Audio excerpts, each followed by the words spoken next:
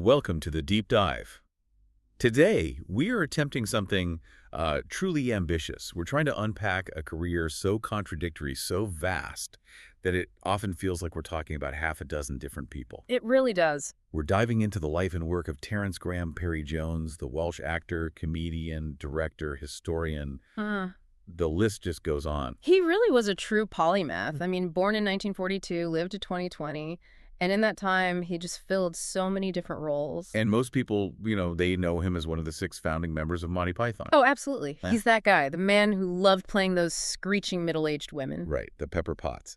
But the whole mission of this deep dive is to synthesize all those wildly different roles. Exactly. We need to understand the intellectual architecture of the man who, on one hand, pioneered this completely surreal, non-sequitur comedy. Yeah, the silliest of the silly. And on the other, was a highly respected, meticulous medieval scholar and an innovative film director on top of it all. That initial snapshot everyone has is so specific, though. It's Terry Jones in a dress, as one of those ratbag old women, as the BBC called them. Or the grannies from hell. Grannies from hell, I love that. It's just anarchy. But he was active across all these fields for 5 decades, from 1966 all the way to 2016. That length of time alone, it just speaks to this relentless intellectual engine, doesn't it? It does. And he earned respect far beyond just comedy. Oh, for sure. You see that benchmark right at the end of his active career. In 2016, he got a Lifetime Achievement Award at the BAFTA Cymru Awards. And that wasn't just a Python award, was it? No, not at all. It was specifically for his outstanding contribution to television and film. It recognized the full scope directing, writing, performing. It was clear he transcended the label of just a comedian decades before. Okay, so let's unpack that, the intellectual foundation. Because I think once you get that, the way Python was structured starts to make a whole lot more sense. We absolutely have to start with his formative years. Terry Jones was born on February 1st, 1942, in Colwyn Bay, Wales. And his father was in the service. Yes. His father, Alec George Parry Jones, was a bank clerk who served in the Royal Air Force during World War II, and that really defined his early childhood. How so? Well, his dad was posted to India as a flight lieutenant just a week after Terry was born, so that whole early period was marked by separation. So his first real memories of his father would have been after the war, after years apart. Exactly.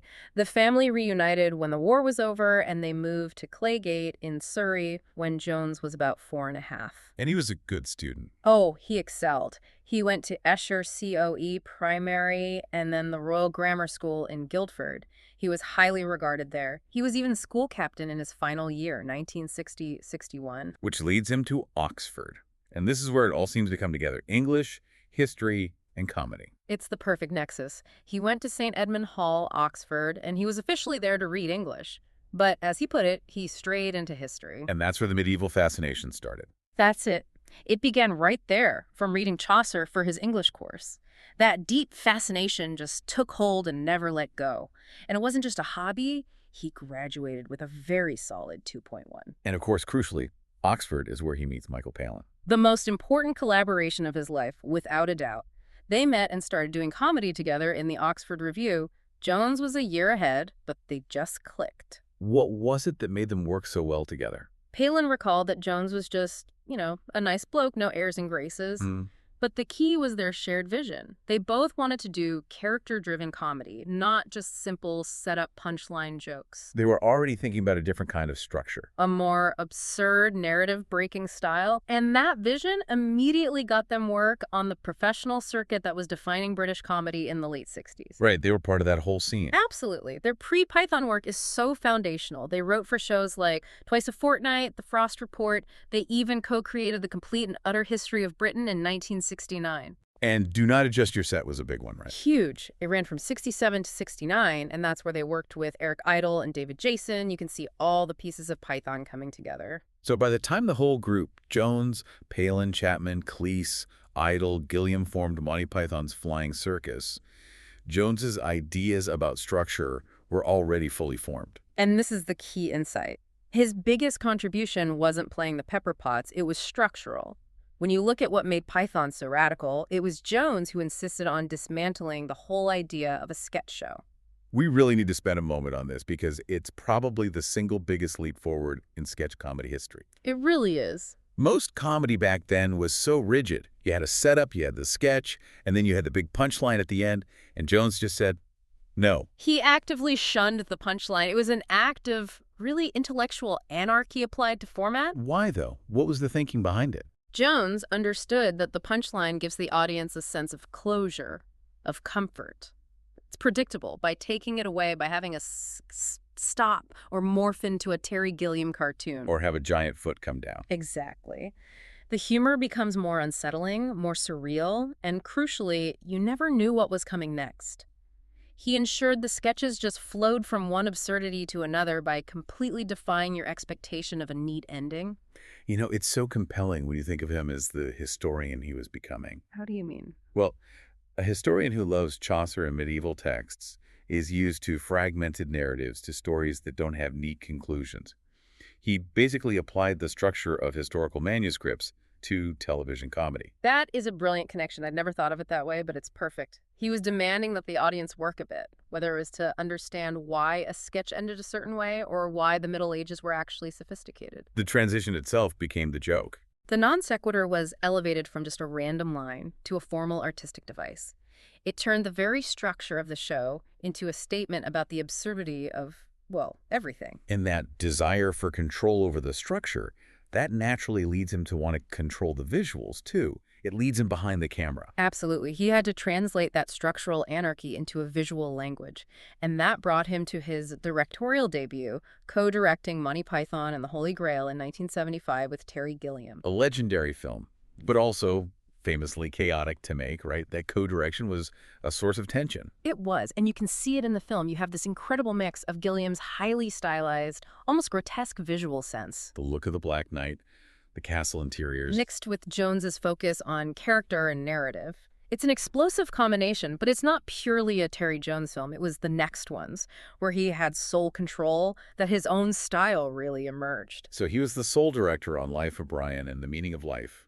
What changes when Jones is the only one in charge? He took the reins for Life of Brian in '79 and The Meaning of Life in '83. As a sole director, he really got the command he needed to create his own visual style. It was less fantastical than Gilliam's, more grounded in a kind of absurd reality. So if the structural innovation was dropping the punchline, what was his visual signature? It was this real focus on performance and using the camera to enhance the visual comedy. He used a lot of wide shots to capture the full scope of the absurdity happening on screen. Like the every sperm is sacred number in Meaning of Life. A perfect example. It's this huge, elaborate musical number, but he frames it with this almost documentary-style detachment, which just makes the whole thing even funnier. He lets the deadpan humor come from the visuals and the performances. And he certainly didn't shy away from controversy with his choices. He ran towards it. I mean, it's a fascinating bit of history that 3 films he directed were all famously banned in Ireland for years. 3. I knew about Life of Brian, obviously. Yep. The Meaning of Life, Life of Brian, and a non-Python film he did later, Personal Services. All banned. The humor was challenging enough that authorities literally felt it was a danger. So moving past Python, he had this really solid, if a bit eclectic, directing career. Very eclectic. He did the black comedy Personal Services in 1987, the adventure comedy Eric the Viking in '89, and then a real passion project, The Wind in the Willows in 1996. Which he also starred in as Mr. Toad. He was a fantastic Mr. Toad. But all those films share that Journesian trait of taking a grand concept, a Norse myth, a beloved classic, and filtering it through his very specific lens of absurd, character-driven comedy. And his final film credit brought him right back to the Pythons in a way. It did, absolutely. Anything in 2015, it was a very nostalgic project, really. It starred Simon Pegg and Kate Beckinsale. And Robin Williams in one of his last roles. A voice role from Robin Williams, yes. And crucially, it featured the voices of the 5 remaining Pythons as a group of aliens. It felt like a tribute to that kind of high-concept comedy he'd mastered. His very last directing job wasn't a film, though. It was on stage. That's right. In 2016, a West End play called Jeepers Creepers, all about the life of the comic Marty Feldman. It's so fitting, isn't it? His final directing effort was a tribute to another master of visual absurdity. And he was always writing, even when not directing. He was often the guy who laid the groundwork for other creators. The most famous example is probably Jim Henson's Labyrinth. I had no idea he worked on that. He wrote an early draft of the screenplay. Now, the final film had a lot of rewrites from other people, But you can feel his DNA in there. That strange, dark, funny, imaginative world. It's just incredible to think he was also jumping into the world of opera, moving from writing for Muppets to writing librettos. It's that intellectual curiosity again. In 2008, he wrote the libretto for and directed an opera called Evil Machines. It premiered in Lisbon, and he was commissioned for another one after that, The Doctor's Tale. It wasn't just that he did it, it's the sheer variety. I mean, at one point he announced he was working on a heavy metal version of the Nutcracker. With Jim Steinman, the man behind Meatloaf. Yes. And that's the perfect encapsulation of Terry Jones, taking something so classical and rigid like the Nutcracker Ballet and smashing it together with something so over-the-top and anarchic. He was always looking for that conceptual challenge. Okay, this is where the deep dive gets really deep. We have to talk about the part of his life that seems to fundamentally contradict the silly comedian. Terry Jones, the serious, meticulous, and often fiercely revisionist scholar. Python biographer George Perry summed it up perfectly. He said if you tried to talk to Jones about anything, from fossil fuels to Rupert Bear, Or medieval mercenary. you'd quickly find yourself hopelessly out of your depth, floored by his knowledge. His curiosity wasn't just superficial, it was rigorous. And his reputation as a medieval historian wasn't just a quirky side project. He was genuinely respected. He used his academic mind to actively dismantle popular misconceptions about the era. He was a revisionist by nature.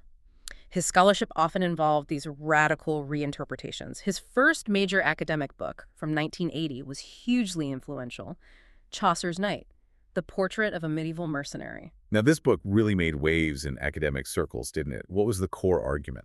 Well, for centuries, the accepted interpretation of the knight in the Canterbury Tales was that he was this paragon of Christian chivalric virtue, the ideal knight.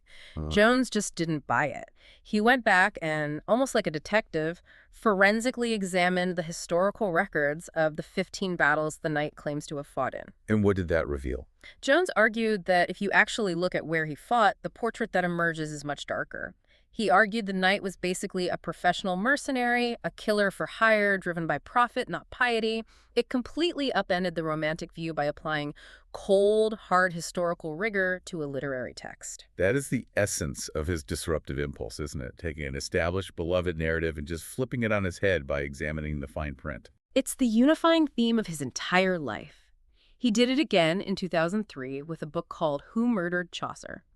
He and his co-authors argue that Chaucer didn't just die peacefully, but was actually persecuted to death by Thomas Arundel after Richard II was deposed. Treating his death like a political assassination. Exactly, demanding a more complex, politically charged reading of the period. And he knew this stuff was too important to just keep in academic books. He brought it to a massive audience through his TV documentaries. His TV work was central to that mission, right? Yeah. To overturn those lazy historical stereotypes. Absolutely. The most famous one was Terry Jones's Medieval Lives from 2004. In that series, he argued so forcefully against the whole idea of the Dark Ages. So how did he counter that idea? He showed that the Middle Ages were incredibly dynamic and sophisticated.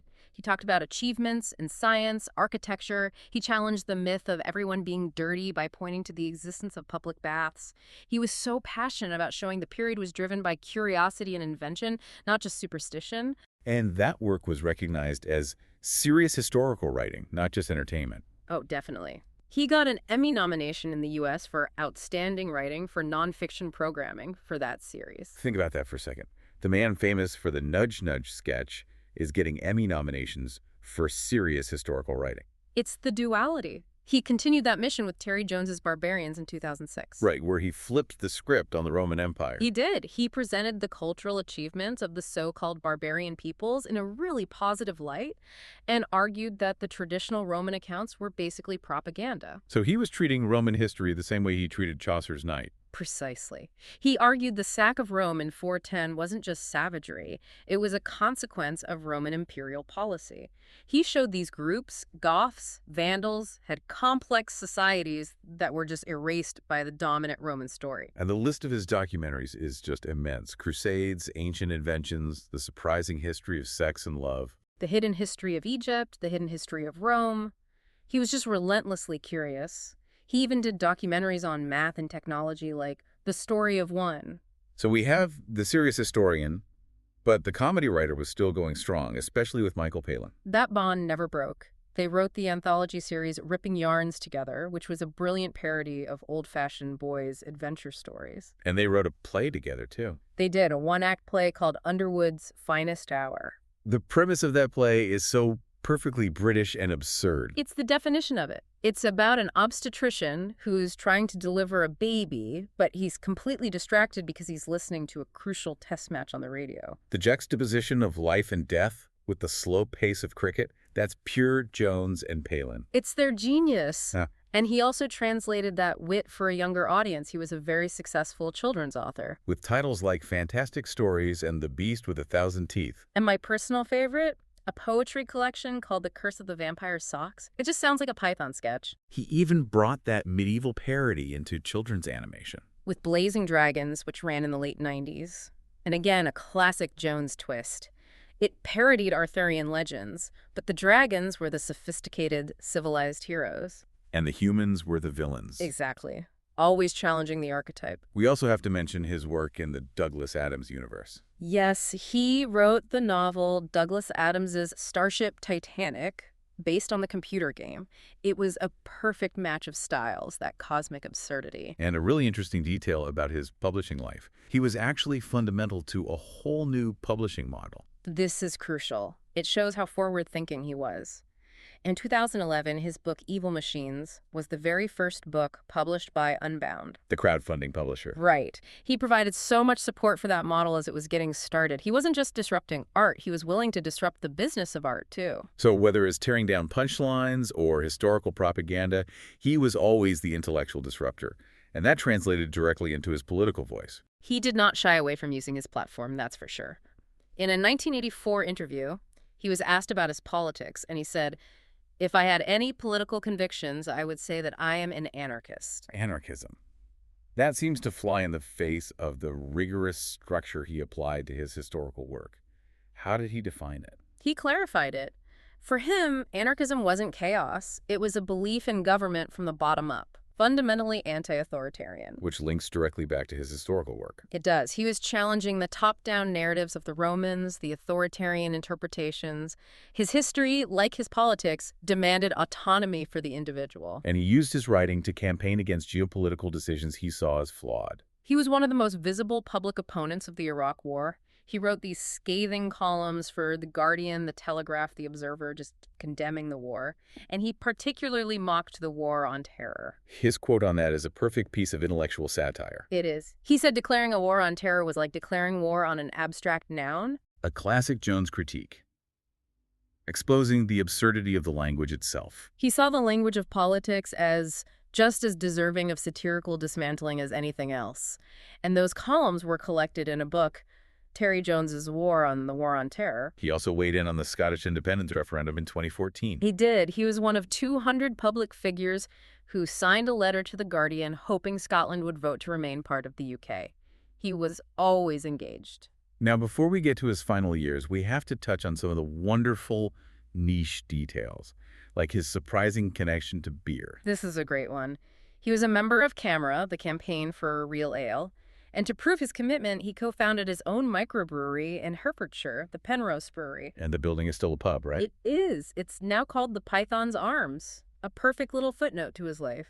And despite being this huge international talent, he actually didn't appear in that many projects outside of his own. No, he rarely did. There were a few exceptions, like a cameo in Terry Gilliam's Jabberwocky and a great little role as a drunken vicar in The Young Ones. Which was the perfect show for him, really. Absolutely. The same anarchic structural absurdity. He also did narration for a CBBC series called The Legend of Dick and Dom. And he even performed music. He did. He performed with the Carnival Band and is on one of their CDs. The spectrum of his artistic endeavors was just boundless. Okay, let's turn to his personal life and the health struggles that sadly defined his final years. He was married twice. He married Alison Telfer in 1970, and they had 2 children. They were known to have an open marriage, which was quite unconventional for the time, but very reflective of his free-thinking nature. But that marriage ended. It did. In 2009, he left Telfer for Anna Soderstrom, who was 41 years his junior. And they started a new family. They did. They had a daughter together in 2009 and got married in 2012. And before his final struggle with dementia, he'd already had a major health scare. In 2006, he was diagnosed with colon cancer. He underwent surgery and chemo and was declared cancer-free. And his public comment on it was just pure, dark Python humor. What did he say? He commented that his illness was not nearly bad enough to sell many newspapers, and the prognosis is even more disappointing. He found the humor even in his own mortality. But the last few years of his life were tragically marked by a disease that attacked the very core of his identity. In 2015, he was diagnosed with primary progressive aphasia. It's a specific form of frontotemporal dementia. And the tragic irony is that it specifically impairs the ability to speak, write, and communicate. The very skills that defined his entire career. Everything he relied on, whether it was arguing a historical point or delivering a line in a sketch. And the first public signs of this were during the Big Python reunion tour in 2014. That's right. During the Monty Python Live, mostly shows at the O2 Arena, his colleagues in the audience noticed he was having real trouble learning and remembering his lines. And that was his last performance with them. Tragically, yes, his last public performance with the group. What's so moving is how he faced that diagnosis. With incredible bravery. He became a high-profile campaigner for dementia research. He went public to raise awareness.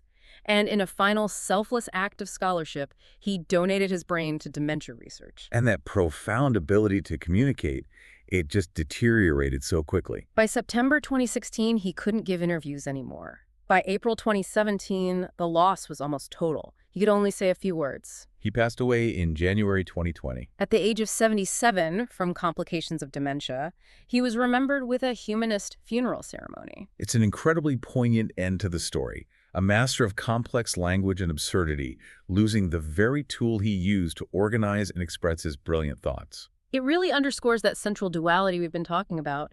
He was the genius behind the anarchy of Python, the man who broke narrative. Who then spent his other life applying rigorous critical thinking to history, arguing for the complexity of periods others just dismissed as dark. And his recognition wasn't just in film or academia. He got 3 Grammy nominations for Python albums. And he even has an asteroid named after him. He does. 9622 Terry Jones.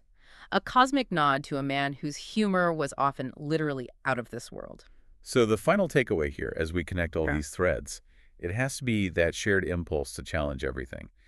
He built his comedy career on tearing down conventions, rejecting the easy punchline. And then he spent his serious career using that same intellectual energy to repair and re-examine historical propaganda, whether it was about Chaucer or the barbarians. He used comedy to disrupt our immediate expectations, and he used history to disrupt our long-held beliefs. Exactly. So what does it tell us about the human mind, then? That one of the greatest absurdists, a master of the non sequitur, was also one of the most dedicated truth seekers, challenging popular views with such rigor, whether the result was a scholarly book or a man in a dress yelling about spam. It suggests that the true engine of curiosity, the deepest intellectual impulse, isn't about conforming, it's about questioning. It's about rejecting the easy conclusion, the punchline, and demanding complexity instead. Terry Jones showed us that the same brain that dreams up the most chaotic, wonderful nonsense is often the one most dedicated to finding structure and revealing hidden truths. And that, I think, is the most profound lesson of his exceptional, complex, and ultimately tragic life.